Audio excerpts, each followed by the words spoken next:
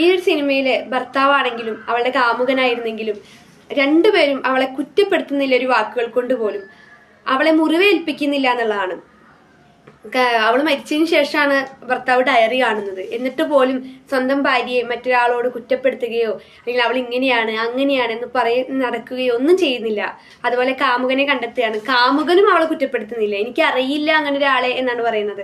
കാരണം അവൾക്ക് മറ്റൊരു ജീവിതമായെന്നും അവൾ മറ്റൊരാളുടെ ഭാര്യയും അതുപോലെ മറ്റൊരു മകനെ പ്രസവിച്ചൊരു അമ്മയൊക്കെയാണെന്നും കുടുംബിനിയാണെന്നൊക്കെ മനസ്സിലാക്കിയത് കൊണ്ടാവാം അവളുടെ ജീവിതത്തിൽ ഒരു പ്രശ്നം ഉണ്ടാവരുത്, അവൾ മരിച്ചതിന് ശേഷമാണെങ്കിൽ പോലും ഒരാത്മാവിനെ പോലും അശുദ്ധി വരുത്തുന്ന ഒരു വാക്ക് പോലും തന്നിൽ നിന്ന് ഉണ്ടാവരുതെന്ന് കരുതിയാവാം ഒരു വാക്കുകൾ കൊണ്ട് പോലും എനിക്കറിയാം ഇങ്ങനെയാണ് അങ്ങനെയാണെന്നൊന്നും കാമുകൻ പറയുന്നില്ല. എനിക്ക് അവളെ അറിയില്ല എന്നാണ് പറയുന്നത്.